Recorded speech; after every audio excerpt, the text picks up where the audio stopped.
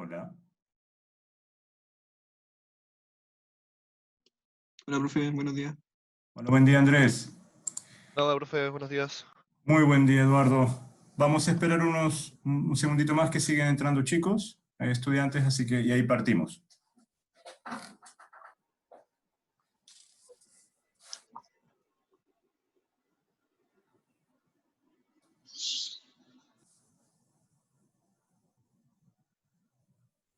Parece que hay un cierto delay entre lo que yo mando del aula y lo que les llega a ustedes, ¿eh?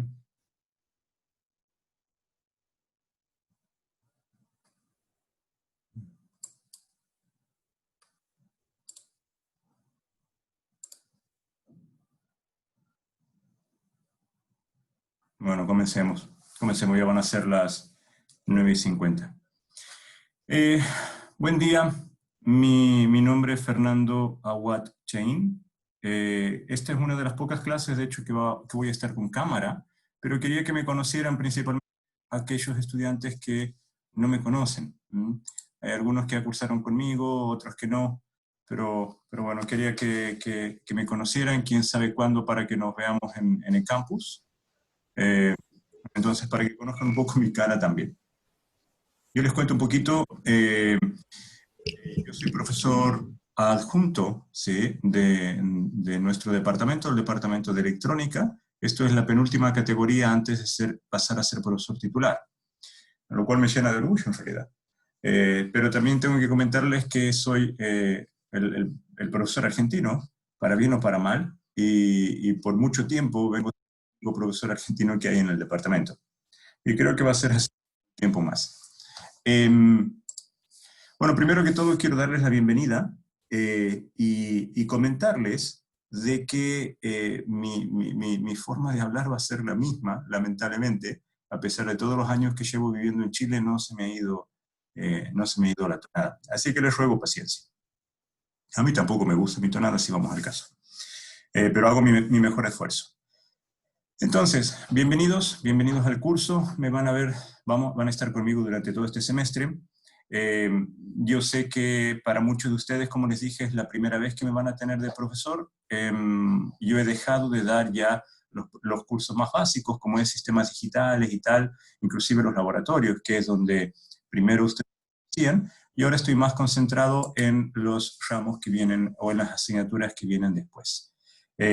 También les cuento que yo soy el jefe de área de computadores.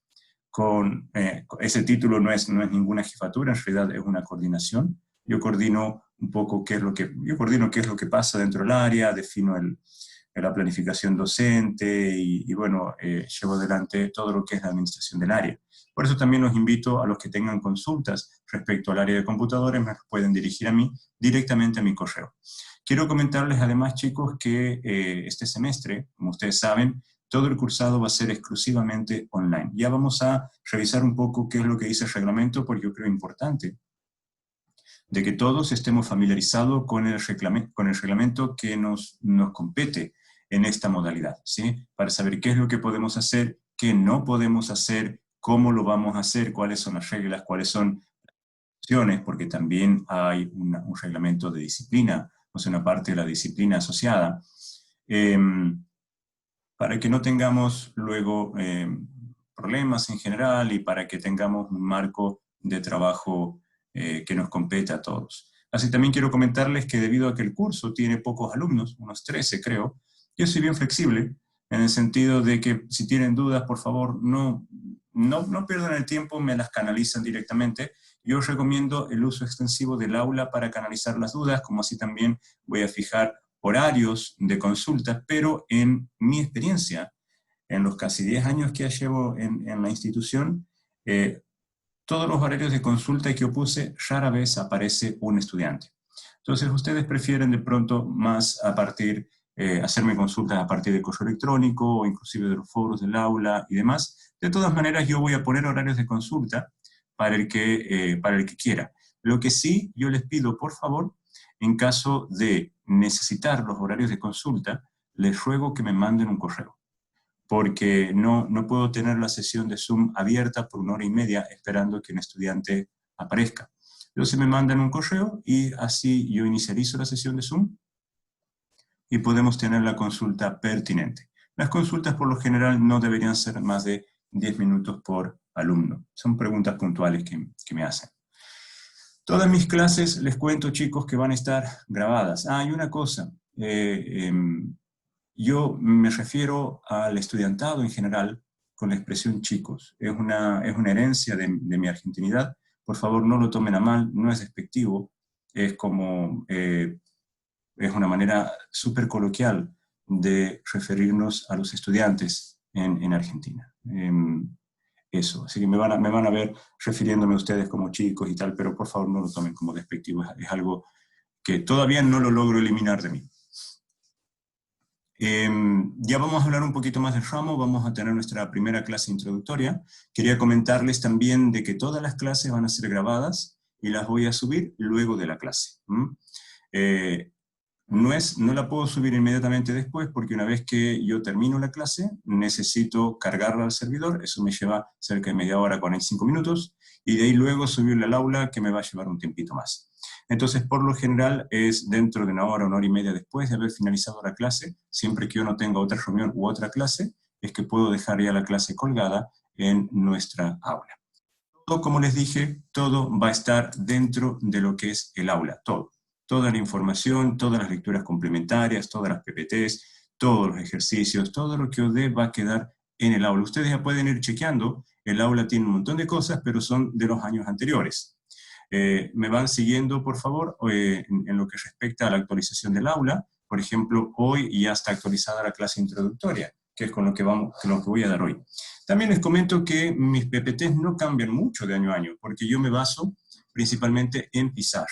Entonces, todo lo que es el contenido teórico, las PPTs son prácticamente las mismas. Lo que sí cambia es lo que yo hago en pizarra, que es básicamente más del 70% de mi tiempo, me la paso en la pizarra, y espero este semestre cumplir con ello en esta también modalidad online, usando las herramientas de visualización que ofrece esta plataforma y otras más que voy a ir utilizando. Bien, vamos a comentar un poquito, quiero mostrarles un poco lo que es el aula, ¿sí? Para que todos estemos sincronizados respecto a lo que, en dónde vamos a conversar. Voy a compartir entonces mi pantalla. Acá la tienen, esta es nuestra aula, ¿sí? Este es el formato del aula, puede haber una que otra imagen que puede cambiar, pero es la parte visual de pronto es lo secundario. Ustedes van a ver que hay una descripción de la asignatura que ya vamos a hablar sobre ella. También tienen esta cosita de avisos y noticias, que es la que yo más voy a utilizar, por donde me voy a dirigir a todos ustedes, o particularmente a algunos de ustedes, mandándoles correos. Este es el programa de estudio de la asignatura que lo pueden descargar, y luego hay una carpeta acá, vamos a hacer clic, donde dice la planificación de la asignatura. Entonces vamos a comenzar con lo primero. Vamos a ver la planificación. Chicos, por favor, a mí me interrumpen cuando necesiten. Yo no voy a ver el chat, ¿sí? Entonces, cuando necesiten, por favor, directamente hablan. Me gustaría tener una comunicación más fluida con ustedes. Andrés, dime. ¿El link de la reunión del Zoom va a ser el mismo todo el semestre? No, yo evito hacer eso por el tema de hackeos que hay. Así que unos minutos antes siempre se los voy a estar mandando por el aula el link que voy a tener disponible para nuestras clases. Ok, gracias, profe. Eso. Sin embargo, he visto que hoy llegó tarde el link, así que voy a tomar precauciones ya para el jueves y se lo voy a mandar con mucho más tiempo de antelación, a pesar de que puse la opción de envío inmediato. Pero voy a tomar ya las precauciones para este jueves con esta aula nueva. En realidad, en la aula vieja yo tenía un poco de control sobre ello. En esta aula nueva no. Entonces se lo voy a mandar con más antelación, de todas maneras, para que ustedes puedan ingresar con tiempo. Igualmente, siempre empiezo 1 o 2 minutos más tarde la clase, o sea, intento y me gusta estar puntual, pero siempre espero que ingrese cierta cantidad de alumnos para comenzar la clase. No se olviden, por favor, que todas las clases van a estar grabadas, todas, ¿sí? Entonces, si alguien se pierde esta clase o alguna otra clase, no se preocupe, por favor, va a quedar la clase grabada. Me gustaría que tengamos un semestre en que podamos interactuar, ¿saben? Así que somos pocos, son 13 alumnos, y yo calculo que la mitad tal vez va a asistir a las clases, menos de la mitad. Interactúen, hagan preguntas, pregunten todo lo que necesiten, y yo estoy en estos horarios y en lo que se refiere a esta asignatura, mi dedicación es exclusivamente para ustedes. Entonces aprovechen, saquen toda la información que puedan, hagan todas las preguntas que puedan. Yo no tengo las respuestas a todas las cosas. Y cuando yo no sepa algo, yo se los voy a decir, y en muchos casos vamos a buscar entre todos cuál es la respuesta. El tema de las estructuras de computadores o arquitecturas de computadores, que es el nombre propio de la asignatura, va cambiando y cambia mucho. Entonces lo que nosotros vamos a ver en particular es el estudio de una serie de metodologías para entender cómo se diseñan procesadores. Pero año a año ustedes bien saben que los procesadores van cambiando. Sin embargo, lo que nosotros vamos a ver aquí, que es puramente teórico, va a tener, cuando digo teórico, no es que no vamos a tener ejercicios, sino que no vamos a tener laboratorio. Lo que ustedes van a aprender acá les va a permitir entender cómo funciona por dentro un procesador. Porque una cosa que yo no quiero es que mis alumnos del departamento de electrónica terminen titulándose pensando que lo que hace un procesador es magia. Y nada, o sea, quiero que entiendan cómo funciona el procesador. Esta es la primera instancia. Ustedes ya empezaron con sistemas digitales, ahora vamos a arquitecturas de computadores donde vamos a aplicar lo que ustedes aprendieron en sistemas digitales, y luego les quedan como 2 o 3 ramos más para cerrar toda la idea de cómo funciona un sistema computacional. Y eso es estructura de datos y algoritmos, que es lo siguiente que ustedes deberían tomar, y luego les quedaría sistemas operativos. Y por supuesto redes de computadores para luego los que ya sigan un poco más dentro del área. Vamos a ver lo que es la planificación. La planificación de lo que es nuestra asignatura, ¿sí? Este documento está acá y va a regir un poco cómo va a ser este semestre. Todas nuestras clases van a ser martes y jueves, bloques 3-4. Lamentablemente yo no puedo cambiar estos horarios. En ramos que son fuera del tronco común, yo siempre doy flexibilidad. Los ramos que son del tronco común, nosotros no podemos cambiar horarios. Entonces yo van a quedar ahí, son los martes y jueves en los bloques 3-4, vía Zoom por supuesto, y van a quedar, como les digo, todas las clases siempre van a quedar grabadas. Siempre les voy a mandar el link de Zoom unos minutos antes. Toda esta información, chicos, siempre la van a tener disponible en el aula. Ahora, el calendario académico, para quien no lo vio, el que rige para Casa Central, tiene unas ciertas singularidades. Hay una semana de vacaciones por cada mes. Eso hace que empecemos el semestre hoy y lo terminemos el 15 de enero. Vamos a ver cómo nos vamos a organizar, ¿sí? En la semana del 14 al 20 de septiembre, que es básicamente la semana subsiguiente, ya no tenemos clases, que corresponde por lo general al periodo de fiestas patrias, y ahora van a dar una semana de vacaciones. La semana del 19 al 25 de octubre tampoco es vacaciones de nuevo, casi un mes después. Un mes después, del 23 al 29 de noviembre, otra vez no hay clases. Y del 24 de diciembre al 3 de enero, que corresponde a las fiestas de fin de año, tampoco hay clases. Como ven, en el semestre vamos a tener más de una semana sin clases. Más de un mes, perdón, sin clases. Mis notas tienen que estar sí o sí en SIGA el 15 de enero. Y tenemos un feriado que afecta a nuestra planificación, que es el 8 de diciembre. Es el único feriado. Por lo demás, no debiésemos tener problemas. Nos deja con al menos 28 días hábiles de clases aproximadamente. Por supuesto, sin contar imprevistos. También quisiera comentarles que a mí me corresponden vacaciones legales. Ya hace varios años que no he tomado vacaciones legales. Y no fui muy inteligente y pospuse mis vacaciones en febrero para tomarlas este año, sin saber, por supuesto, que me iba a tocar pasármelas encerrado todo el año. Pero en el caso de que salgamos de la cuarentena, yo tengo pensado tomarme una semana al menos de mis vacaciones legales. Pero por supuesto todo eso queda, ustedes no van a quedar sin clases, no van a quedar sin tareas, en ese sentido les pido por favor confíen en mí y en la planificación docente que yo llegue a ser. De todas maneras, esto es una hipótesis, ¿sí? En el caso de que yo evalúe que efectivamente no conviene que yo tome vacaciones legales, insisto, porque voy a afectar a mis estudiantes, entonces no me las voy a tomar. No me afecta tampoco, estoy encerrado aquí en casa, así que... Bien, los certámenes van a ser equidistantes en el semestre. El primer certamen, para que vayan anotando las fechas, por favor, no los voy a mover, es el 3 del 11. Y el segundo certamen es el 7 del 1. Son 2 certámenes nada más en lo que hace a nuestra asignatura. Entonces tenemos el primer certamen el 3 de noviembre y el segundo certamen el 7 de enero. Es lo más equidistante que encontré dentro del semestre y dentro de las vacaciones y dentro de los colchones. Todo lo que yo evalúo en los certámenes es lo que doy hasta una semana antes. Y esto es, por ejemplo, para el 3 de noviembre, ¿sí? Son...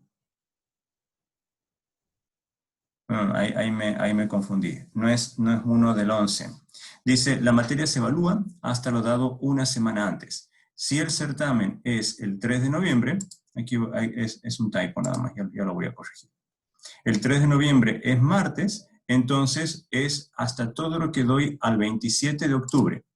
Ojo con eso, acá es al 27 de octubre, ¿sí? Porque el 1 de noviembre es domingo.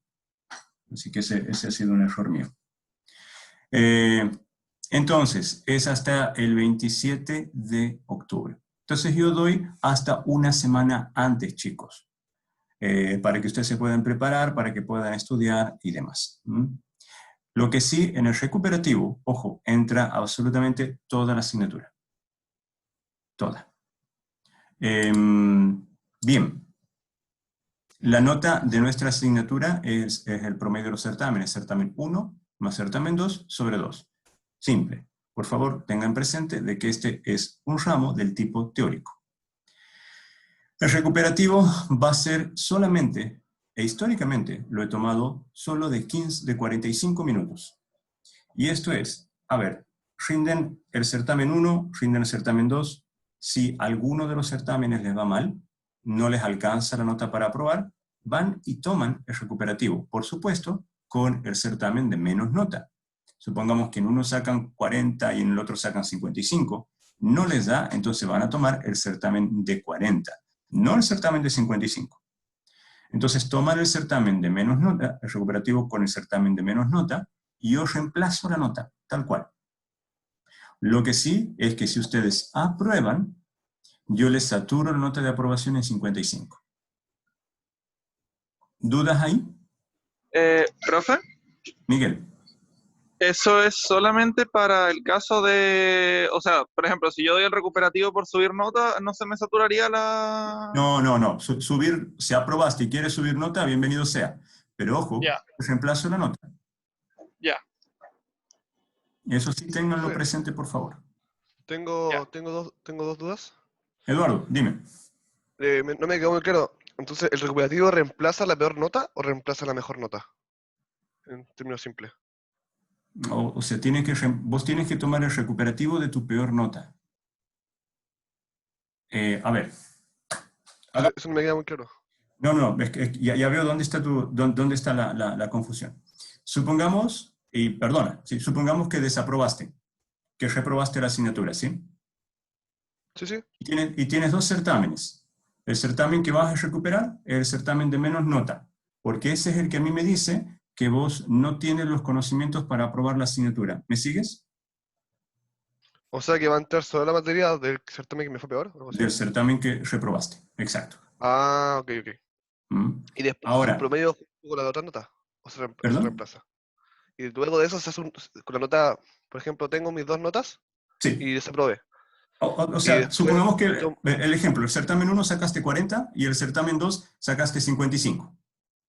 Ok. Entonces vas a ir a recuperar el certamen 1, contenido del certamen 1.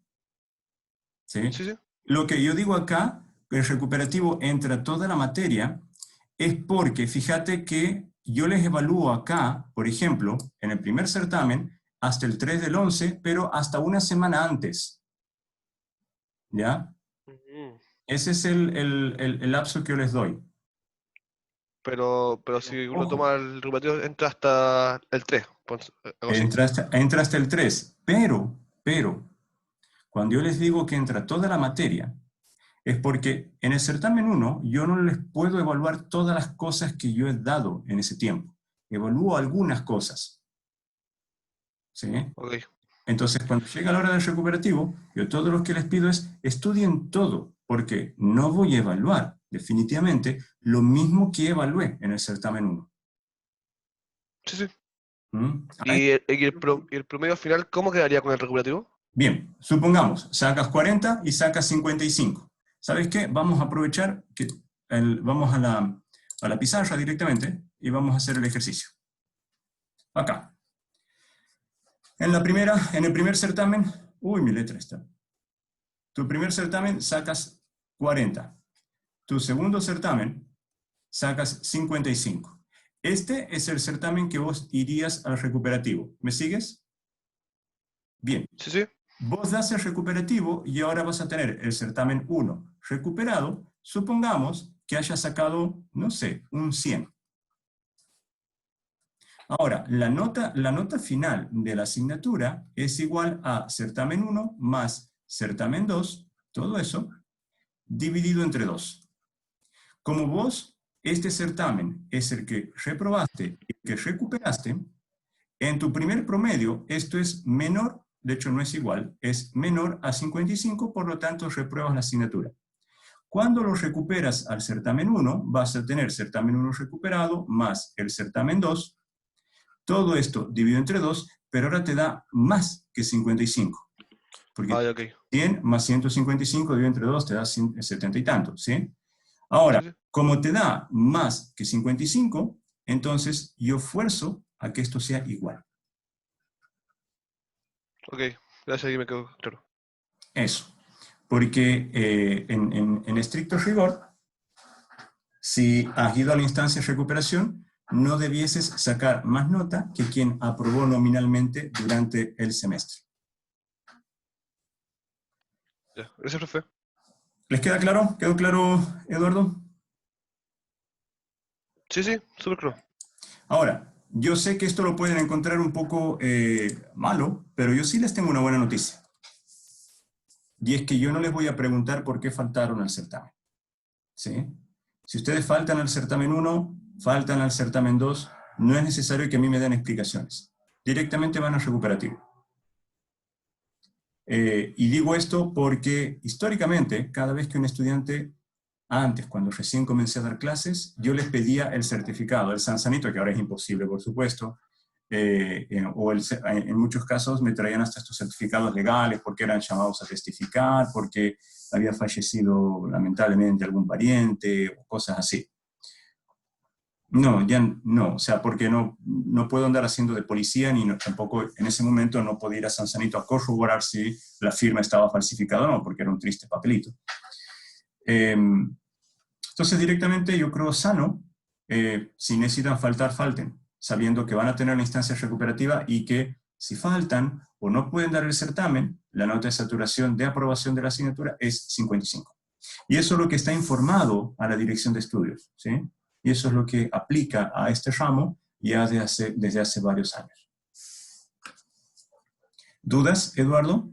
¿Chicos en general? ¿Alguna consulta? Sí, profe, yo tengo una duda. Dime, Andrés.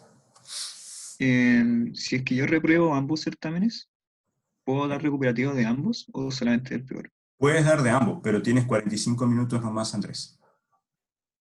Ah, ¿y tengo 45 minutos para dar los dos? ¿O para...? Los Ah, dos. ya, Los dos. ya. Porque el certamen recuperativo, a diferencia del certamen nominal, en el certamen nominal son varios ejercicios que les doy para hacer.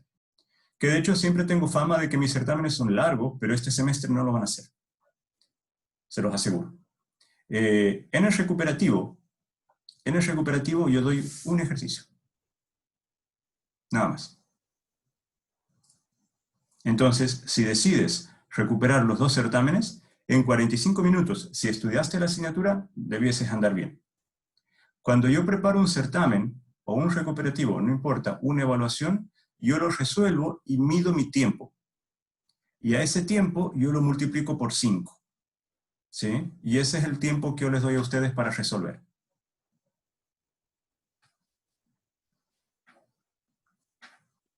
Ya, ok, perfecto. Gracias. Eso. Cualquier duda, chicos, por favor, yo quiero que esto sea una comunicación lo más abierta, un canal lo más abierto posible para comunicarnos, ¿sí? Bien. Sí, profe, otra cosa. Sí, dime. Yo me voy a ir tomando un mate, sí. perdón, yo necesito un matecito. Sí, sí, no hay problema. ¿Cómo se llama? ¿No hay ninguna posibilidad de tener otra forma de evaluación, así como algunas tareas o controles que puedan como un poco quitarle la carga a los certámenes? Porque igual es como súper decidor cómo te va en un certamen o en ambos certámenes para todo un Ya. semestre. Esa pregunta, sabes, Andrés, me la han hecho mucho tiempo, me la han hecho a lo largo de algunos semestres en realidad. Antes yo ponía 3 controles y 3 certámenes en el semestre. Mis estudiantes quedaban súper estresados. Súper estresados. 3 controles y 3 certámenes, eran 6 instancias de evaluación en las 17 semanas, que nunca las tuvimos, ¿sí? En unas 15 semanas, con suerte, de semestre, que por lo general no pasaban de las 14, lo que nos daban 28 días de clases, le tenía que restar las 6 evaluaciones y nos quedábamos con 22 días de clase. Y la forma de trabajar era la misma, era el promedio uniforme, el promedio aritmético de los certámenes, multiplicado por 0,7, el promedio aritmético de los controles, multiplicado por 0,3, y los sumábamos. La queja que recibía de los chicos era mucho estrés. Y yo entiendo, yo también pasaba por mucho estrés porque tenía que estar corrigiendo constantemente. Luego llegamos a 3 certámenes y dio lo mismo, porque hay algo que tal vez ustedes no sepan de esta asignatura. Y es que la primera parte de la asignatura es extraordinariamente simple, pero que yo la necesito dar para la segunda parte. Y la segunda parte, que es donde vemos la arquitectura del procesador, es donde más se puede evaluar. Pero esta primera parte, sí o sí la tengo que dar. Porque si ustedes no saben estos conocimientos básicos, no van a poder entender cómo un lenguaje de programación permite que se construya un procesador. Entonces, por eso, si yo divido en 3 certámenes, yo me quedo sin materia fuerte para evaluar. O sea, me quedo sin contenido, básicamente, para evaluar. Eso es lo que pasa. Entonces, 2 certámenes es lo que vengo haciendo ya hace varios años, con buen éxito. Para tu tranquilidad, Andrés, la tasa de aprobación de esta asignatura está alrededor del 96%. Es alta. Lo que sí, y esto quiero que les quede claro, yo doy instancias de refutación de mis certámenes. Una instancia de refutación es la siguiente. Yo les entrego la nota y les entrego la pauta, por supuesto. Y si ustedes ven algo que no está bien corregido, me lo refutan. La refutación es una discusión, por supuesto, a nivel más académico, ojo, no es un nivel personal, me refutan cómo yo les corregí. ¿Y por qué es que les puse esa nota? Por supuesto, la última palabra, lamentablemente también, no sé si lamentablemente, pero la última palabra la tengo que tener yo. Lo que sucede, Andrés, es que a todos mis certámenes, en todas mis asignaturas, yo los corrijo al menos 3 veces. Y esto es simplemente para eliminar cualquier sesgo que yo pudiera tener a la hora de corregir. Y aquí sí me permito contarles una anécdota. Cuando yo estudiaba ingeniería electrónica, ¿sí? Yo recuerdo un profesor en particular que es el que más me ha marcado. Lamentablemente, cuando uno se titula, no se acuerda de los buenos profesores, se acuerda de los malos. Y este en particular nos dio un certamen que tenía exactamente 15 ejercicios. Era teoría de control, ¿sí? 15 ejercicios, donde teníamos que hacer el bode, el Nyquist, el transitorio y no sé qué. 15 ejercicios. El certamen era de 3 horas y media. No era de 1 hora y media como es acá, 3 horas y media. Cada ejercicio, se dividía en 3 partes. Y les cuento esto porque es que yo me obsesiono a la hora de corregir un certamen. Cada ejercicio se divide en 3 partes. Entonces, 15 por 3 nos dan 45. Entonces, yo tenía que resolver 45 puntos entre diagrama de Bode, Nyquist, prueba de estabilidad, diseñar el controlador y no sé qué otra más, por 15 plantas diferentes. Y resulta que hice 14 y cuando comencé la 15, terminé el primer y segundo punto. Me faltó el tercer y último punto, que era igual al resto de todos, era construir el Bode y no sé qué más. Y cuando llega la hora de que el profesor me entregó la nota, yo por cierto me había llevado mal con el profesor todo el semestre, pero mal. Tenía todo el certamen perfecto, pero al faltarme el último punto, yo saqué la nota mínima de aprobación. Y él me dijo que ese último punto, que justamente el que a mí me faltaba, es el que equivalía al porcentaje, al 50% restante, al 45% restante de la nota. Y eso a uno lo marca. Entonces yo dije, si alguna vez yo me voy a dedicar a esto, yo voy a eliminar absolutamente todo el sesgo que pudiera haber. A mí no me interesa si ustedes han sido previamente mis alumnos, si han sido previamente mis ayudantes, si hemos discutido por alguna cuestión. Acá todo es lo más transparente y me voy a esforzar para que sea siempre lo más transparente. Entonces, todos mis certámenes, Andrés, para tu tranquilidad, yo los corrijo 3 veces. De derecha a izquierda, termino de corregir, luego de izquierda a derecha, en ese orden, termino de corregir y de última, la mano que uniformiza todas las notas. Para saber que, por ejemplo, a Eduardo, justo el que estoy viendo acá en el Zoom, no le di notas de más y a vos te quité notas. Por un punto que ambos cometieron el mismo error. No. O ambos lo hicieron bien, ¿no? Entonces todo lo tengo bien pautado y eso también entra en la pauta que yo les entrego. Y así también yo les doy las instancias de refutar. Para tu tranquilidad, Andrés, 2 certámenes es suficiente para aprobar la asignatura. Y vas a ver que cuando veas los certámenes antiguos que están en el aula, que de hecho están disponibles, que no es complicado. O sea, seguramente no lo vas a entender porque no viste la asignatura, pero no son complicados. De todas maneras, también te pido, si querés, hablas con los chicos que cursaron conmigo. Lo que te van a decir, por lo general, es que mi voz los aburre. Todas las evaluaciones docentes tengo ese mismo mensaje. Y lo siguiente es que mis certámenes son largos. Pero este año no lo van a hacer. Este año mis certámenes van a ser cortos. Porque este año quiero concentrarme en el aprendizaje de ustedes en esta nueva modalidad online, como también mi metodología de trabajo y de enseñanza ha cambiado y se ha adaptado a esta metodología. Eso, Andrés, yo te puedo asegurar con conocimiento de causa que 2 certámenes van a ser suficientes. Igualmente, si yo noto, por ejemplo, que un alumno cualquiera, y esto lo hago todos los semestres, tiene dificultades en una temática, yo siempre le doy atención extra. Lo llamo a reunión, le doy ejercicios y le hago seguimiento personalizado a los estudiantes que detecto que van a tener dificultad para aprobar. A los que no logro detectar, yo espero que se contacten conmigo y me digan, profe, no entiendo, ayúdeme. Porque yo no estoy acá para reprobar estudiantes. Estoy acá para enseñar a mis estudiantes. Entonces, cuando ustedes reprueban, es porque yo he fracasado. Y a mí no me gusta. Ya, profe. Muchas gracias por la consideración, se agradece bastante. Eso lo puedes preguntar a los también chicos, ¿sabes? Inclusive a los que ya pasaron por mí o a los que están tomando de nuevo acá conmigo. Intento que esto sea lo más transparente. Yo también he sido alumno, yo también he pasado mal, yo también he pasado hambre, mucha hambre, siendo estudiante. Entonces yo entiendo perfectamente por dónde están ustedes y yo no pierdo de vista que mi tarea acá es enseñar. No es cazar bruja, no, por favor, es enseñar. Yo quiero que ustedes se conviertan en buenos ingenieros. Eso. Bien. Profe, tengo 2 dudas. Eduardo, sí. Cuando habla de certámenes cortos, ¿se refiere a cortos No. en desarrollo o el tiempo que se va a dar en los certámenes? No, cortos en desarrollo. El tiempo va a ser siempre de 1 hora y media para el certamen nominal y el recuperativo de 45 minutos.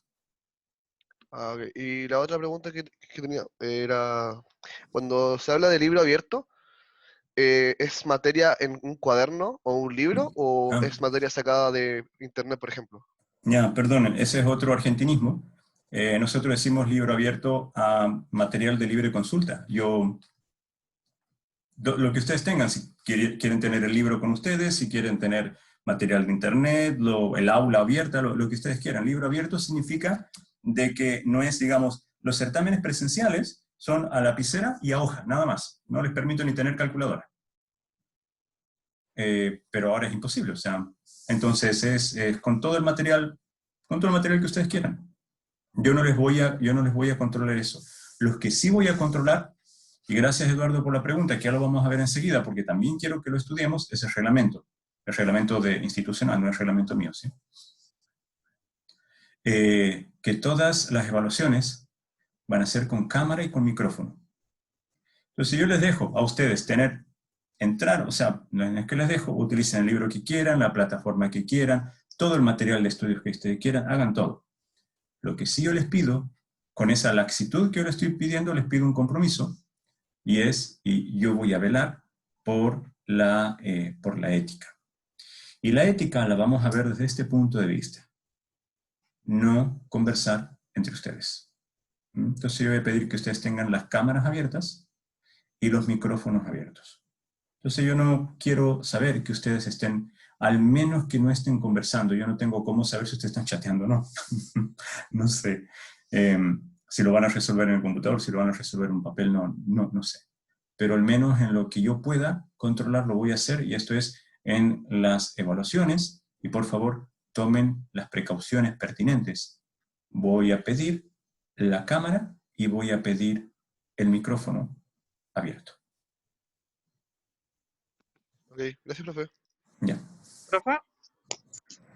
Sí. Duda respecto a eso mismo, podemos podemos utilizar escritura digital, o sea, escribir en tablet, etcétera, ¿cierto? Lo que ustedes quieran. De hecho, yo les recomiendo tener a mano a ver, yo tengo un aplicativo acá, ya les digo cómo se llama, que se llama Office Lens, para el celular, ¿sí? Office Lens. Lo que yo sí les pido, chicos, es que, y lo van a ver luego cuando yo mande el instructivo antes de cada certamen, es que una vez, si el certamen empieza 9:45 y termina 11:15, yo les doy 10 minutos, por lo general, extras. Esos 10 minutos extras es para que ustedes tomen la foto o escaneen el certamen, si es que lo han hecho en papel, lo conviertan a PDF siempre. No voy a aceptar otro formato, y lo suban al aula. ¿Sí? Entonces, para eso es que yo les recomiendo tener algunos aplicativos. El que yo utilizo, como les dije, es Office Lens. Vamos a ver si ven todavía mi navegador, ¿no? Entonces vamos a poner acá Office Lens. Es este.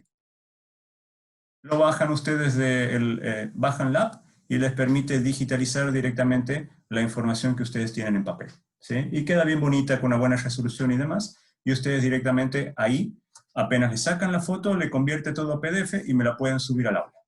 Inclusive ustedes pueden bajar el aplicativo del aula a sus celulares para hacer todo más fácil.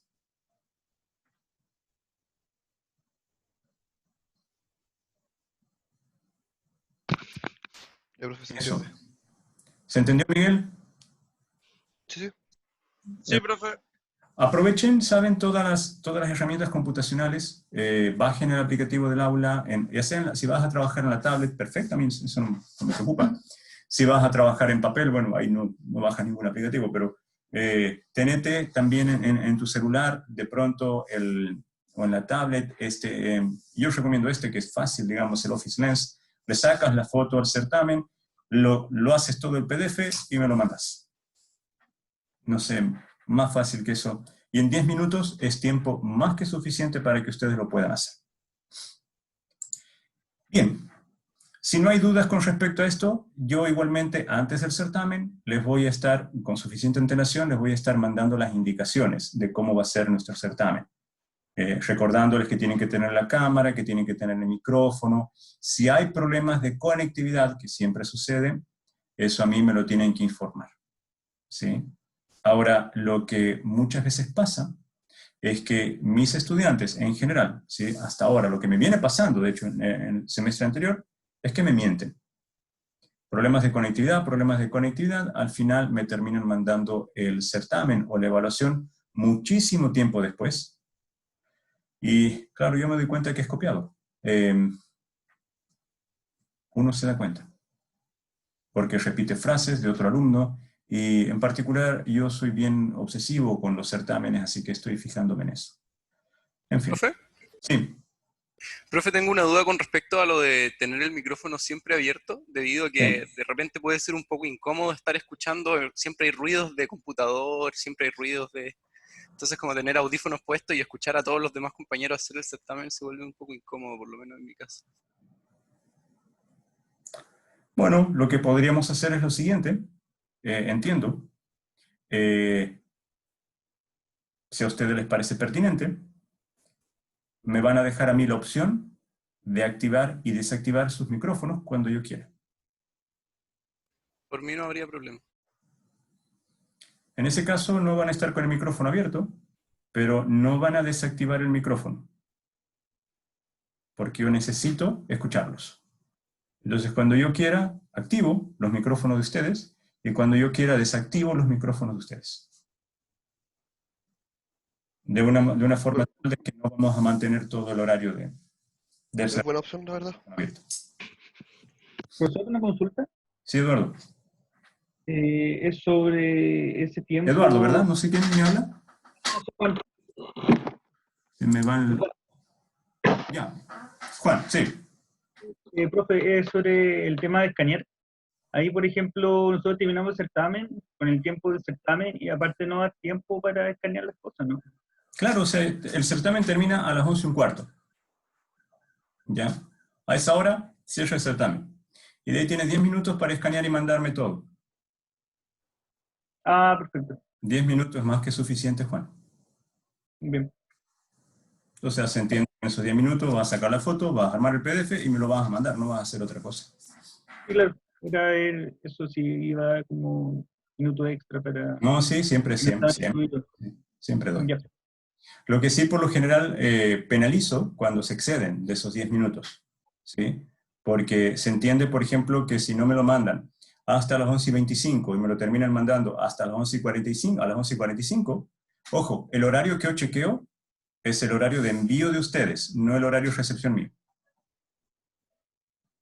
Ah, perfecto. El horario en que ustedes me lo envían, no el horario en que yo recibo en el servidor. ¿Qué les decía? Si me lo mandan a las 11:45, ha pasado media hora ahí, evidentemente han copiado. Y eso no, o sea, y si no han copiado, han tenido media hora extra, a diferencia del resto de sus compañeros. Y eso no. Ley pareja para todos, Juan. ¿Ahí se envía su mail o se adjunta archivo a uno? ¿Cómo va a ser? Al aula. Como dice acá, todo se manejará a través del aula. En el aula se va a dar el link para que ustedes suban ahí. Ya, se envía, Ojo, en el aula yo voy a evaluar. ya, se envía en el aula todo. Todo habla, no mi correo. Ya. De hecho, ahí lo dice, no sé si pueden ver mi navegador, pero dice no al correo institucional. Ya, perfecto. Pronto me pueden hacer alguna consulta, si no se las puedo canalizar por el aula, pero no al correo institucional.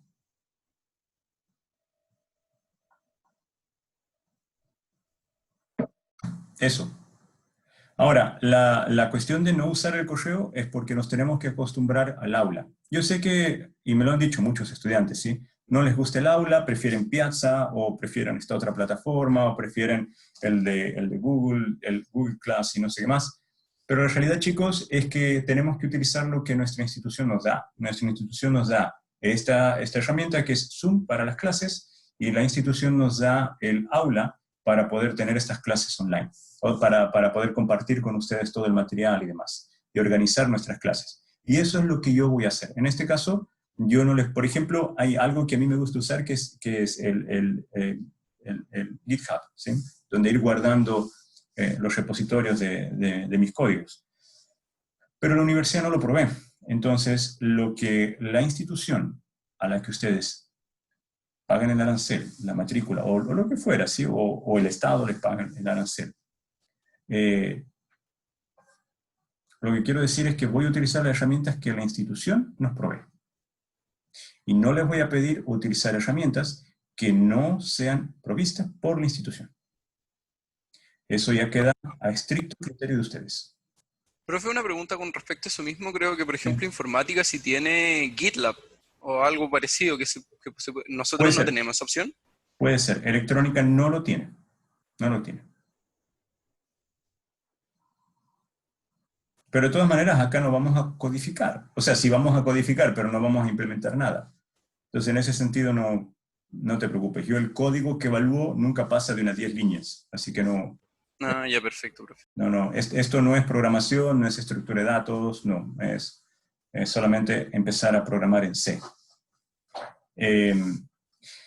Ya, chicos, si no hay dudas con esto, yo quiero pasar al reglamento porque yo creo que es súper importante que lo veamos. Porque es necesario que lo conozcamos y que sepamos cómo nos vamos a manejar. El protocolo, que ya ha sido publicado por nuestra institución, yo lo he dejado acá, he dejado una copia en el aula para que ustedes lo revisen, ¿sí? Voy a bajar, ¿sí? Directamente aquí, las obligaciones de los profesores, para que ustedes vean a qué estoy obligado yo. Las clases tienen que ser en modalidad remota en los horarios que están publicados en SIGA. Por eso yo lo voy a respetar. Donde yo sí tengo flexibilidad es, como les dije, en los ramos superiores, que son más de especialidad, y no en una asignatura como esta, que es del tronco común. Aquí el calendario de evaluaciones y toda la información del curso, modalidad, etcétera, está puesto. Entonces, con ese ítem ya está cumplido. Las clases deben ser grabadas, la estoy grabando a esta, la estoy grabando, ¿verdad? Sí. Y luego va a ser colocada en el aula virtual. Puedo exigir a los estudiantes que tengan la cámara encendida durante las evaluaciones, ¿sí? Y esto debe ser anunciado con anticipación, se los acabo de decir. Los profesores no podrán prohibir el ingreso estudiante a clases. En el caso de atraso, nunca lo hice y no planeo hacerlo. Es ridículo. No estamos en una circunstancia como para que yo les diga, no, llegaste un minuto más tarde. No, por favor. En el caso de que un profesor decida usar un repositorio diferente al aula, tenemos que informar. Yo no lo voy a hacer. El aula virtual es el repositorio institucional y ese es el que voy a utilizar. Jefes de área, bueno, esto no aplica a mí, o directores de departamento. Las asignaturas que tienen trabajos prácticos no es esta es puramente teórica. Los únicos canales permitidos son el aula virtual, la aplicación, Zoom en este caso, y el correo institucional, ¿sí? Son los únicos. Como yo les dije, la asignatura me voy a valer exclusivamente a través del aula. El correo, por supuesto, lo pueden utilizar, no para enviarme evaluaciones, sino, por ejemplo, a ver si mi profe necesita una consulta y marcamos el horario de consulta. Aquí, de hecho, acá dice, deben fijar un horario de consulta semanal. Yo no quiero fijar un horario, yo quiero fijar varios. Yo quiero estar flexible en esto porque sé que para ustedes es complicado y para mí también es complicado esto, así que quiero tener la mayor flexibilidad. Por cierto, yo les voy a publicar en el aula también los horarios tentativos en que puedo atender consultas. Por lo general, siempre son los jueves, pero quiero revisar un poco más cómo viene el semestre para proponerles más de un horario. Las notas tienen que ser entregadas en plazo no mayor a 2 semanas. Bueno, debido a que tengo solamente 13 estudiantes, yo usualmente he requerido 2 semanas para todo, para corregir, generar la pauta y todo lo demás. Siendo 13 estudiantes nada más, yo creo que en una semana voy a andar bien. Pero ahí sí les pido, por favor, tengan paciencia, es hasta 2 semanas y tengo que subirles la pauta y la rúbrica de corrección. La duración de los módulos nos piden... ¿Profe, una duda? Sí, diga. Este ramo no es coordinado, ¿verdad? Qué buena pregunta, no es coordinado. No lo es. Ok, El mismo contenido, gracias. pero no es coordinado por un simple motivo. Yo como jefe de área, hace mucho asumí la decisión de que todos los colegas nuevos que yo terminé, o sea, yo he participado de las contrataciones de todos los colegas nuevos del área, del profesor Burkas, del profesor Carvajal, etcétera, y de otros más que han pasado ya por el área.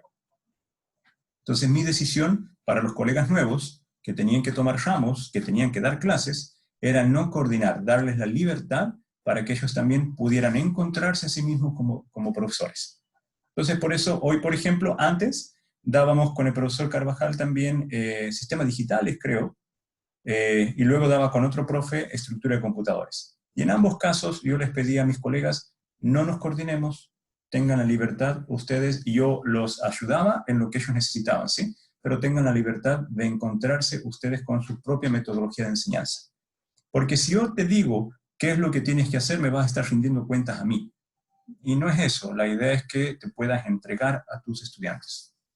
Por eso es que este ramo no es coordinado.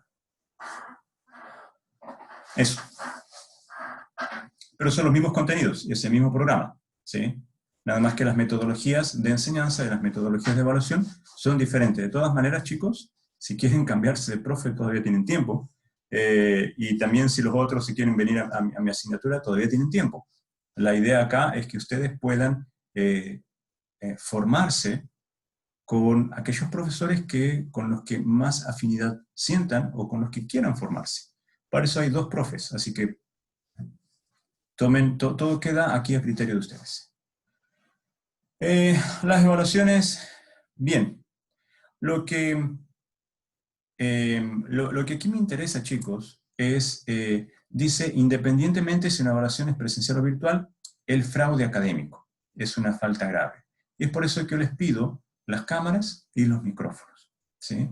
Entonces, en el caso de detectar fraude, yo tengo que informar, primero, la calificación es 0, y luego tengo que informar a la comisión de disciplina.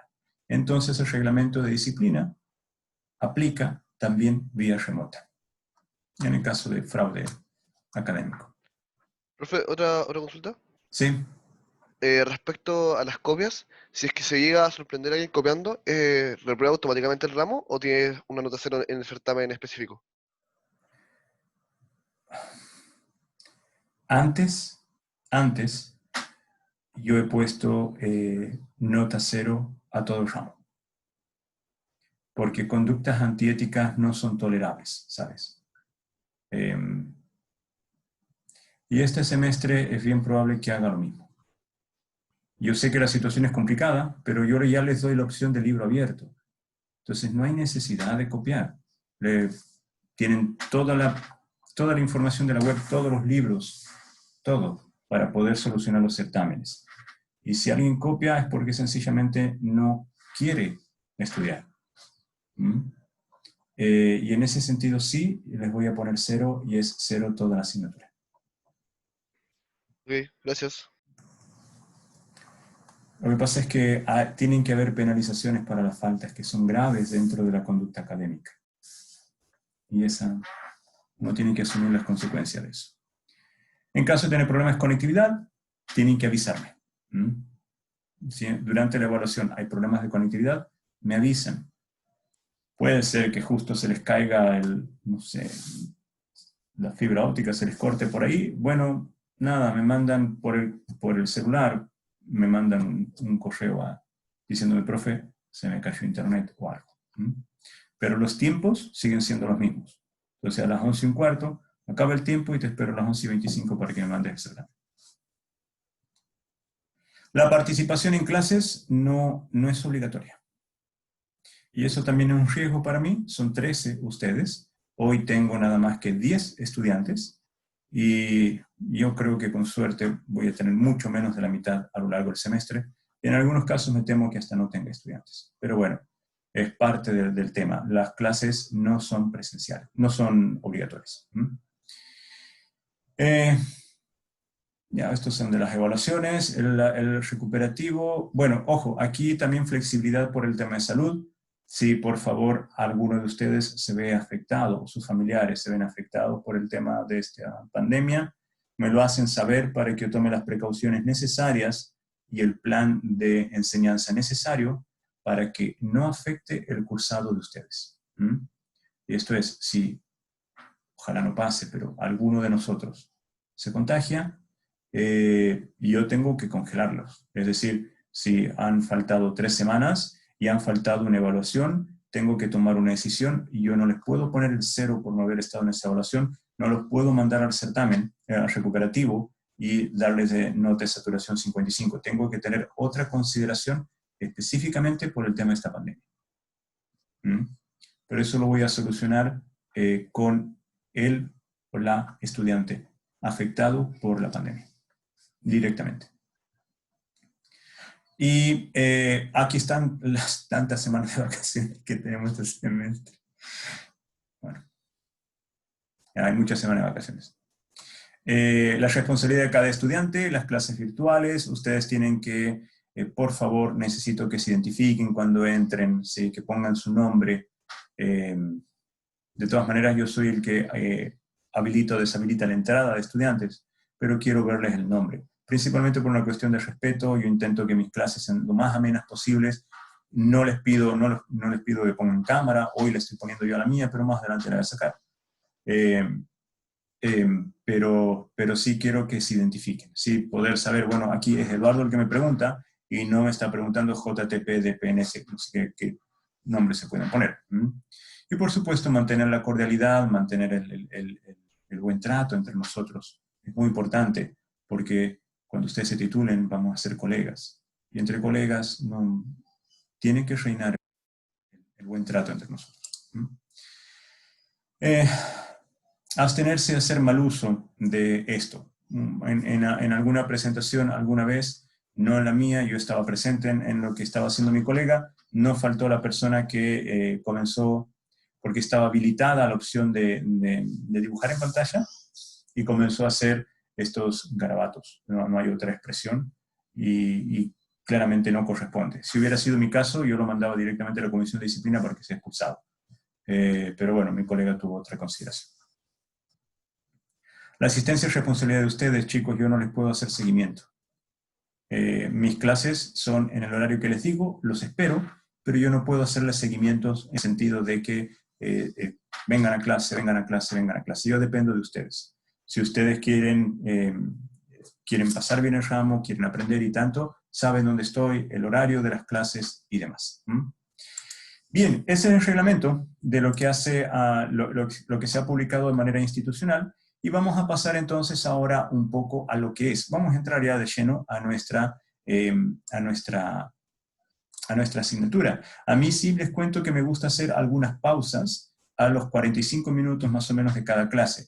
Hoy no la estoy haciendo, simplemente porque no estoy dando clases, sino más es una clase introductoria y de información. Pero a partir del jueves, siempre sepan saber hacer una pausa para que nosotros podamos hablar, discutir. Les voy a mostrar videos de tecnología y demás para irlos incentivando a que se metan en el campo de la electrónica.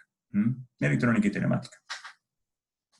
Bien, ¿qué es lo que vamos a hacer acá? Bueno, esta asignatura sobre los sistemas computacionales, ¿sí? Pero evidentemente lo que nosotros vamos a estudiar es cómo está hecho por dentro el procesador.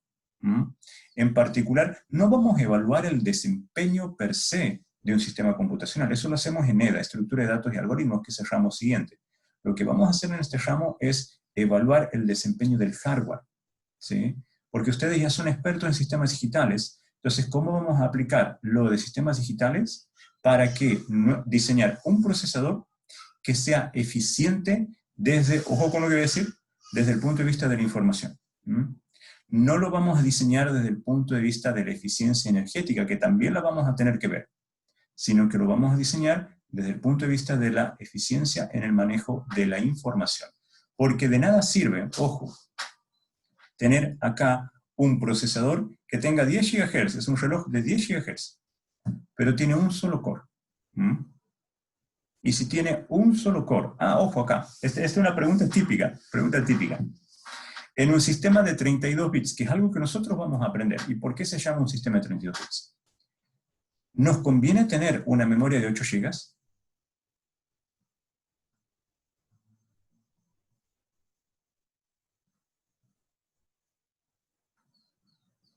¿Alguien se anima a tirar una respuesta? Que no sea sí, no. Alguna ¿Podría repetir la pregunta, profe? Tenemos un sistema de 32 bits y vamos a entender por qué es que le llamamos sistema de 32 bits.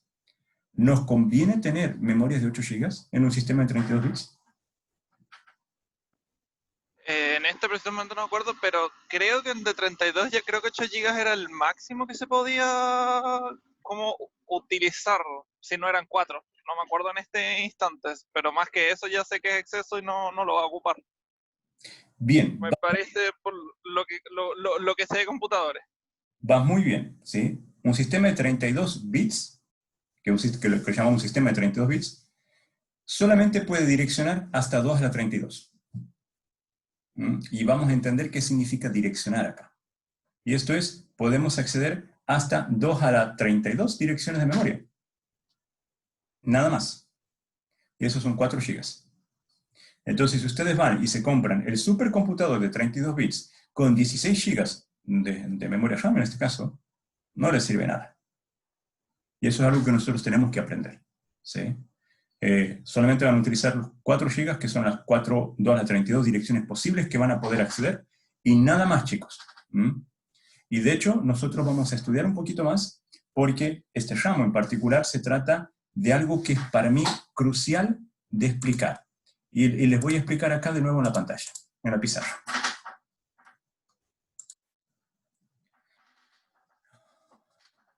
Esto es lo que yo quiero explicarles. Voy a borrar, ya no nos sirve nada de esto. Vamos directamente a otra, acá. Lo que les quiero mostrar es esto en particular. Cuando nosotros hablamos de arquitectura de computadores, lo que yo quiero que pensemos, chicos, es que vamos a tener un lenguaje de programación que va a ser C, C++. Ese lenguaje de programación lo vamos a convertir a un lenguaje que se llama de bajo nivel, que es el assembler. Y en particular, el assembler que nosotros vamos a estudiar, lo vamos a ver luego, se llama MIPS. Ya vamos a ver de qué se trata. Pero este es el lenguaje. Y ese lenguaje es el que me va a permitir a mí construir el procesador. Entonces, fíjense lo que estoy diciendo. A partir de un lenguaje de programación de medio nivel, como es C, voy a pasar mi código a un lenguaje de nivel bajo de programación, que son puros unos y ceros, que es el assembler. Y a partir de ello, yo voy a construir un hardware, que es nuestro procesador, utilizando solamente herramientas, y solamente herramientas de sistemas digitales. Y cuando yo digo solamente herramienta de sistemas digitales, me estoy refiriendo a circuitos combinacionales y a circuitos secuenciales. Nada más. Lo mismo que ustedes ya vieron en el ramo anterior. Entonces, eso que ustedes aprendieron de electrónica digital, lo vamos a utilizar para construir un procesador. Y ese procesador, que es construido a partir de un lenguaje de programación, tiene que ser capaz de ejecutar programas hechos en ese lenguaje. Y luego, si nosotros podemos, a ver, me explico de nuevo. A partir de codificación en Assembler, vamos a construir un procesador que sea capaz de ejecutar instrucciones en ese lenguaje. Y si es capaz de ejecutar instrucciones en ese lenguaje, entonces va a ser capaz de ejecutar instrucciones en este lenguaje. Y si es capaz de ejecutar instrucciones en este lenguaje, es capaz de ejecutar instrucciones en este lenguaje. Y en este otro lenguaje. Y cualquier otro lenguaje. Bien, porque un procesador lo que hace es ejecutar instrucciones. Y nada más que eso. Una cosa más, y esto es súper importante. El procesador no piensa. Olvídense de eso. Todo lo que hace un procesador es ejecutar instrucciones. Es todo lo que hace. ¿Cuál instrucción ejecuta? La que lee en memoria. Entonces tenemos algo, procesador, y tenemos otra cosa que es memoria. En la memoria están nuestras instrucciones. Leemos la instrucción y el procesador la ejecuta. Punto. Nada más. En ningún momento piensa, en ningún momento razona. Y las instrucciones que ejecuta el procesador son las instrucciones que nosotros le damos como diseñadores. Entonces, con eso es que yo quiero desmitificar cómo funcionan los procesadores. Vamos a comenzar entonces con lo que es la clase introductoria de nuestra asignatura. Y que lo van a encontrar en la unidad 1. En la unidad... perdón, dejé de compartir. Profe, tengo una duda. Sí, dime. No sé si lo mencionó, que llegué un poco tarde, problema de conexión. Era el tema del ayudante. Va a haber ayudantía, ¿cierto? ¿O... Sí, va a haber... gracias. Muy amable. Sí, me olvidé totalmente. Vamos a tener un ayudante. Como ustedes saben, por esta circunstancia, digamos que... Ya. Está siendo difícil conseguir ayudante. Ya tengo un ayudante hablado. O sea, un estudiante hablado que se ha mostrado dispuesto. Entonces yo tengo que hablar con él todavía para fijar sus ayudantías, ¿sí? Sus horarios y tal. Pero cuando yo se los presente, porque yo lo voy a invitar a la clase, van a falta de otra palabra, van a negociar con él cuáles van a ser los horarios de las ayudantías. Yo en eso no me meto. Yo puedo mediar, pero lo ideal es que ustedes con el ayudante se coordinen en cuál es el mejor horario en que les conviene tener ayudantías. Las ayudantías son todas semanalmente, van a tener ejercicios, los ejercicios no se repiten, pero son ejercicios dentro de la misma temática. Y las ayudantías también se van a grabar. Perfecto. Pero muchas gracias por la aclaración porque me había olvidado totalmente. No hay de qué. Entonces eso, vamos a tener también un ayudante, gracias. Bueno, el aula que ustedes ven acá, chicos, es mi aula, ojo, no es la de ustedes. Entonces en la parte de presentaciones, van a ver, aquí ya está puesto el PDF, que es nuestra primera clase, que es la que vamos a comenzar a ver ahora. Como les digo, yo voy a ir actualizando el aula semana por semana, o sea, o clase por clase. Bien, vamos a comenzar, nos quedan unos pocos minutos. Yo no sé si tienen más dudas, chicos, o largamos ya con la asignatura.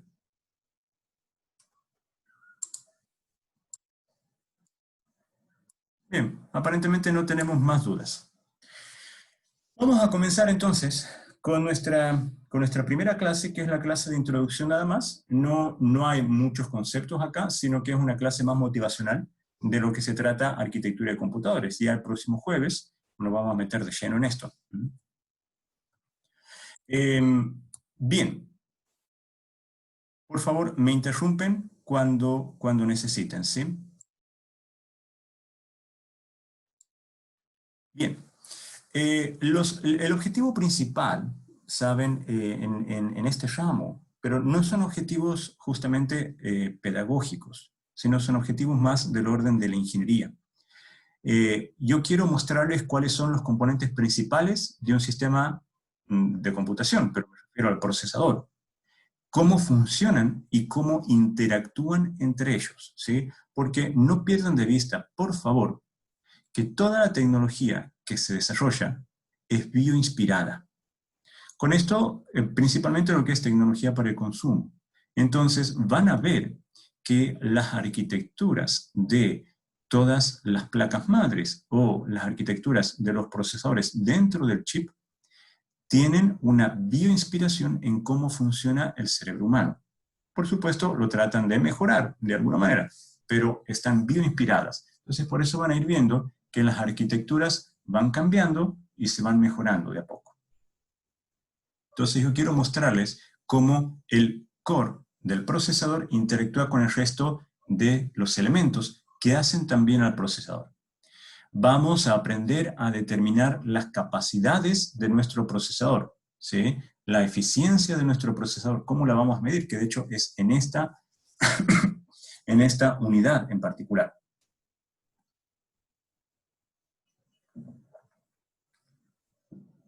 Y vamos a aprender a hablar sobre su desempeño. Entonces vamos a comenzar. Esto es un poco de historia nada más. Ustedes tal vez ya lo sepan.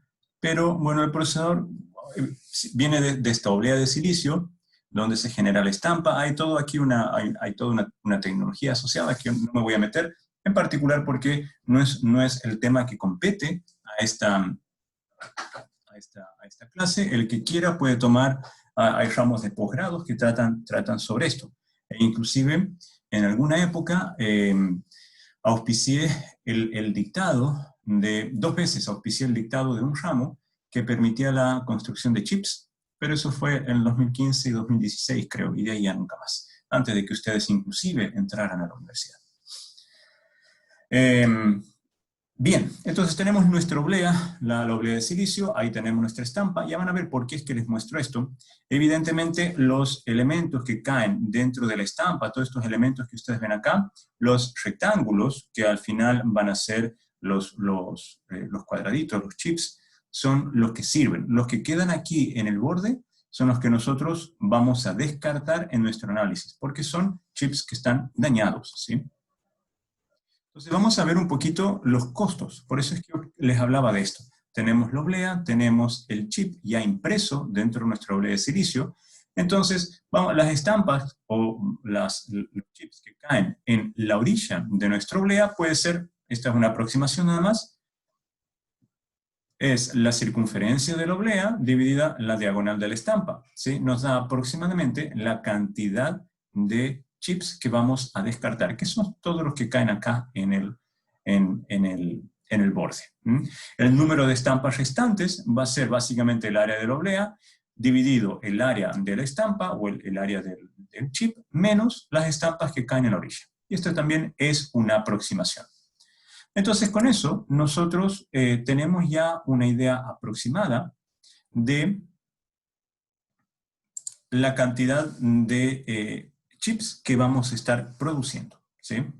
Ahora, tenemos algo que se llama la eficiencia de la estampa, que es un número que le llamamos mu acá, dividido sobre el número de las estampas, y que siempre es menor o igual a 1. Y esto es porque tenemos ya estampas que caen en la orilla, y esos son las estampas que nosotros estamos descartando. Entonces siempre va a ser menor o igual a 1. Por supuesto, nosotros queremos que la eficiencia sea lo más próxima a 1 posible.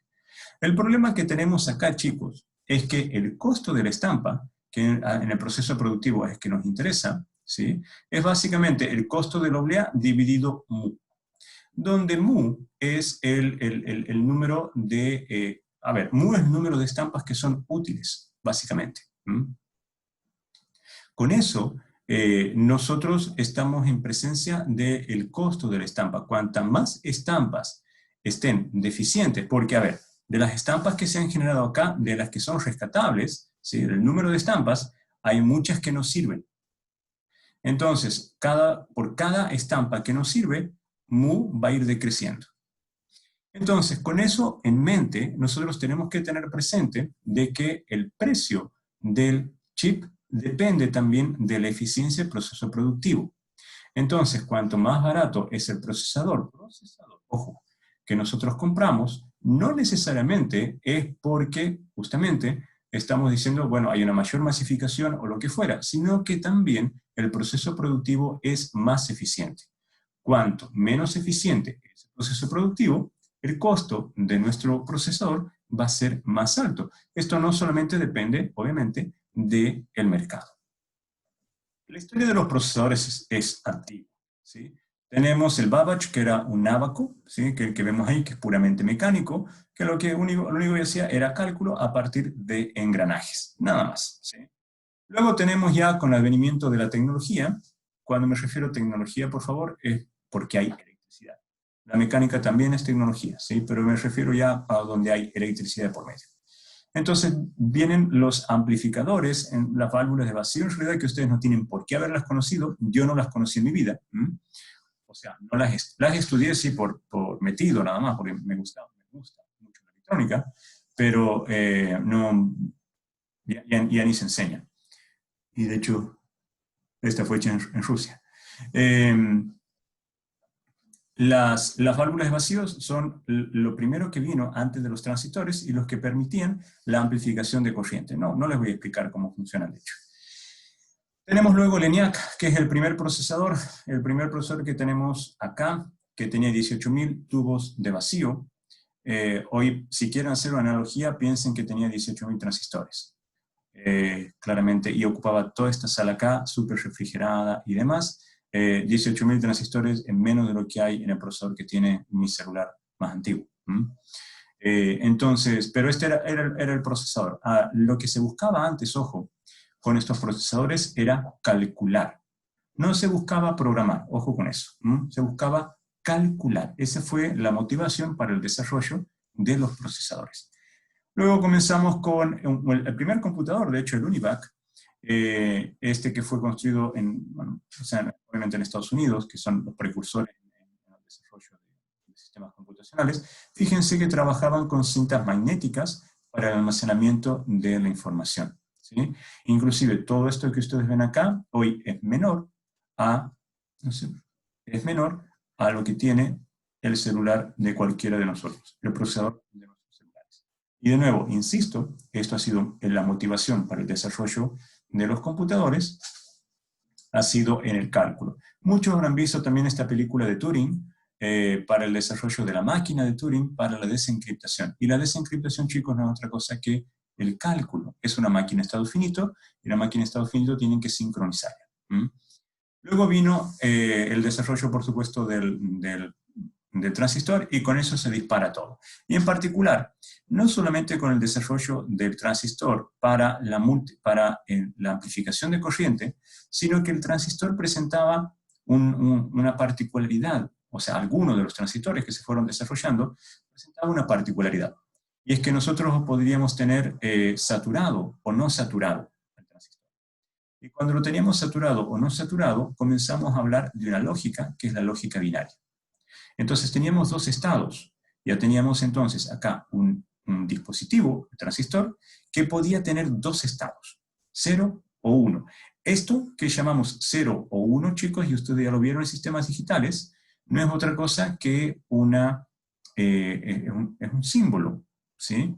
Le damos el 0 y le damos el 1, pero es un elemento que puede tener dos estados nada más. Y la herramienta matemática que me permite modelar elementos que solamente tienen dos estados es el álgebra de Boole, ¿sí? Y con eso es que nosotros ya estuvimos, los ingenieros de su tiempo estuvieron en condiciones de desarrollar los primeros procesadores. Aquí tenemos uno de los primeros procesadores a transistores, que está acá, ¿sí? Que podía almacenar 64 palabras, perdón. Ya vamos a ver de qué se trata y por qué es que nosotros decimos palabras, ¿sí? Cada palabra tenía 44 bits, ya vamos a definir el término palabra, y fíjense que tenía 1300 diodos y consumía 150 vatios, algo impensado hoy en día para tan poca cosa. Y comenzamos con los calculadores comerciales. Esto a mí sí me tocó vivirlo, ¿sí? No, a ustedes no, pero a mí sí me tocó vivirlo, de entrar a la despensa del barrio y que tenían este calculadorcito ahí, que tenía esta placa madre donde estaba su procesador, y si me preguntan, realmente no sé dónde está el procesador en toda esta maraña de circuitos, ¿sí? Pero lo único que hacía era hacer cálculos, solamente sumar, restar, era una ALU, una unidad de aritmética y lógica, básicamente eso. Y empezamos ya con los computadores en serio. Los computadores que realmente servían para lo que se llamaban supercomputadores, que tenían, de nuevo, 64 bits como palabra, que nosotros ya vamos a ver qué significa eso. Trabajaban con 80 MHz, nada comparado a lo que tenemos ahora, y 8 megabytes de memoria RAM.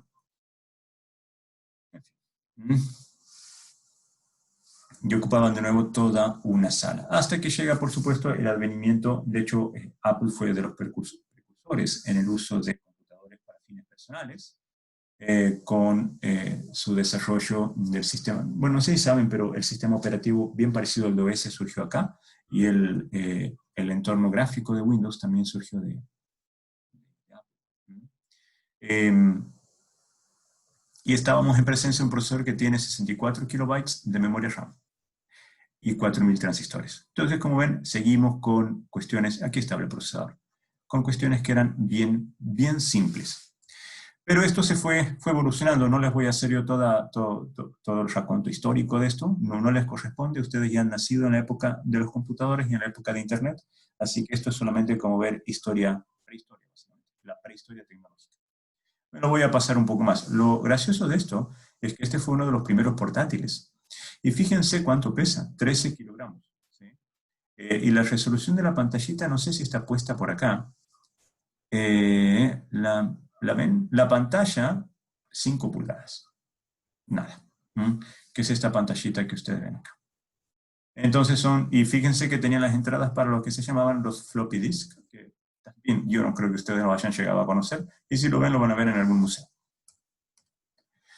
Y ahí entramos ya a lo que realmente provoca el quiebre en el diseño de procesadores, que es el Pentium. IBM en particular provoca un quiebre en el desarrollo de procesadores, luego le sigue AMD y otras tantas empresas más. Por eso con el Pentium 1, 2 y 3, cuando ya empezamos a hablar de millones y millones de procesadores, de transistores dentro del procesador, y empezamos a hablar de una arquitectura más compacta, ya no es solamente una ALU. En este caso nosotros tenemos una memoria caché, que la vamos a estudiar acá, que es secundaria, una memoria caché primaria de las instrucciones, una memoria caché para datos, tenemos unas instancias de control y de control, varias instancias de control, para ver qué es lo que pasa con nuestra instrucción dentro de nuestro procesador, y toda una interfaz acá para comunicarnos con el mundo exterior. Y con el mundo exterior me refiero a otros tipos de memoria, al mouse, a la pantalla, etc. Entonces ya empezamos a hablar de arquitecturas más sofisticadas. Y finalmente llega el advenimiento de los multicores. O sea, ahí me he pasado un salto grande, y vamos a los multicores, en donde ya nuestros procesadores ya no son de un solo core. Por ejemplo, acá tenemos el Nehalem, que tiene 4 cores, y cada uno de esos cores viene con su memoria caché, 2 memorias, 3 de hecho, caché dedicadas a cada uno de los cores. Vamos a estudiar luego de qué se tratan esas memorias caché. Tenemos, por ejemplo, ya los AMD, que también vienen, por ejemplo, este que estoy mostrando acá, es el Opteron, sí. Tiene 4 cores y tiene nada más que 2 memorias caché, como dice acá. Tenemos cada uno de esos cores con memoria caché. Nosotros sí vamos a ver, si dan los tiempos, un poco cómo funcionan los procesadores multicore. Pero en realidad, chicos, si ustedes luego aprenden cómo funcionan, por ejemplo, redes de computadores, la forma en que funciona una red de computador es parecido a cómo va a funcionar un procesador multicore. La cuestión está en que cada core, que lo voy a dibujar con un grafo acá, se comunica con uno o varios cores al mismo tiempo. Perdón, puede comunicarse con uno o varios cores. Esto podría no existir, de hecho. Estas son las diferentes topologías, y entonces se pasan datos. Y quien gobierna todo, quien es el titiritero de la carga computacional de cada uno de los cores, es el sistema operativo, el operating system, que es el que se encarga de hacer todo. Por eso es que les digo que no vamos a entrar en detalle, porque en hardware por dentro no es muy diferente a estudiar un solo core. Luego tenemos el Niagara ya tiene su tiempo el Niagara, pero siempre lo menciono porque también es la antesala a las GPUs. El Niagara ya viene con 8 cores, ¿sí? Y cada uno o sea, viene con 8 cores, es fantástico este procesador. Ya vamos a ver en realidad que el Niagara tiene otro detallecito que tiene que ver con el consumo de potencia, que si bien está indicado acá abajo, tiene que ver también con lo que es su reloj, porque hay una relación entre el reloj, que es su consumo de potencia, y cantidad de cores. IBM ha seguido innovando. A mí, por ejemplo, me encanta el i7, me fasciné con el i3, luego el i5, el i7 y así, para mí son de los mejores procesadores que hay. Este ya viene simplemente con 2 cores y tienen con 2 memorias caché cada uno, y así. Entonces, ¿qué es lo que pasa? Cuando llega la hora de comparar, por favor, la información, yo me baso en este libro, que lo tienen disponible en biblioteca, que es el libro de Patterson, que es Computer Architecture.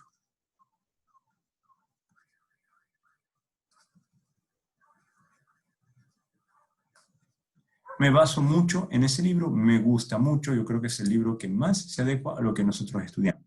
Por favor, no pierdan de vista lo siguiente.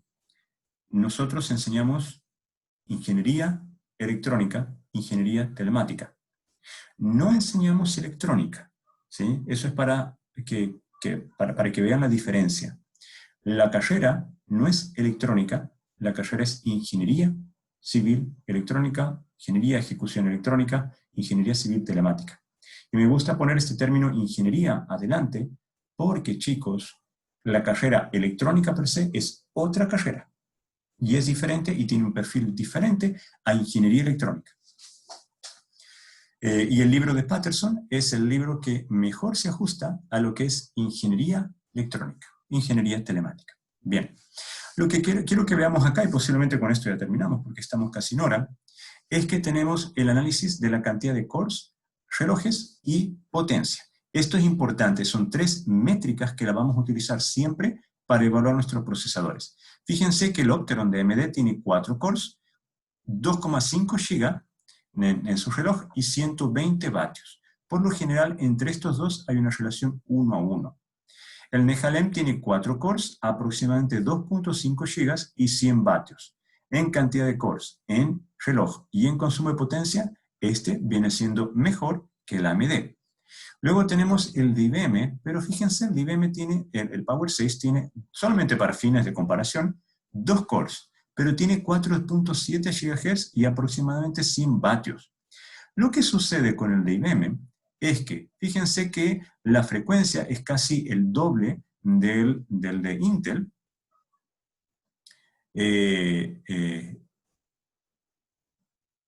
Claro, es casi el doble que el de Intel y casi el doble que el de AMD. Bueno, por cierto, el de Intel, como yo le dije, el i7, el i5 y demás, para mí son los mejores, ¿sí?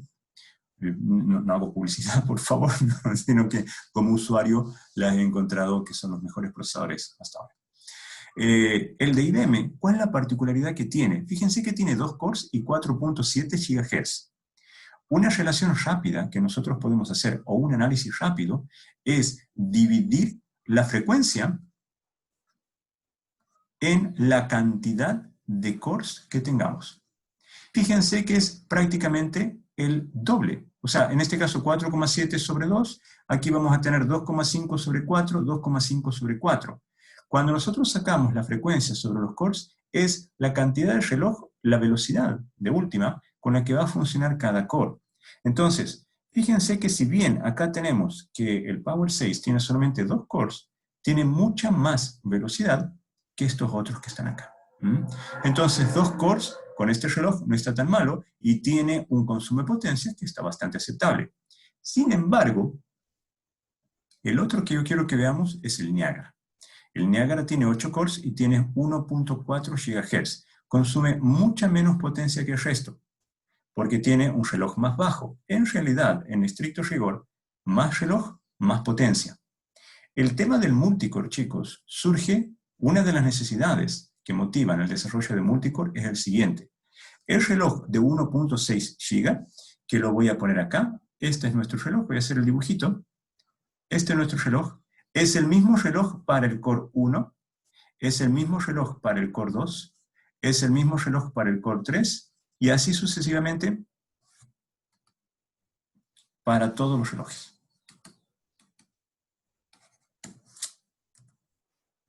Entonces, para todos nuestros relojes vamos a tener para todos nuestros cores vamos a tener el mismo reloj. No es que va a ser un reloj para el Core 1, otro para el Core 2, no. Entonces, al tener un solo reloj y muchos cores, lo que estamos haciendo es que cada uno de estos cores funcione a 1.4. 1.4, 1.4. Entonces, cuando nosotros no podemos aumentar la velocidad del reloj, ¿sí?, podemos aumentar la cantidad de cores. Y podemos tener un reloj bajo, una cantidad de cores alta y mantener una potencia baja. Porque no se olviden lo que les acabo de decir. A mayor reloj, mayor consumo de potencia. Entonces, una de las formas de hacerlo más eficiente, desde el punto de vista energético, es bajando el reloj, aumentando la cantidad de cores. Y con eso, chicos, yo voy a terminar la clase de hoy y vamos a seguir la próxima clase con esta clase introductoria para ir analizando el desempeño en las diferentes métricas que nos va a permitir a nosotros evaluar a los procesadores. Espero que les haya gustado y eso, no sé si tienen consultas.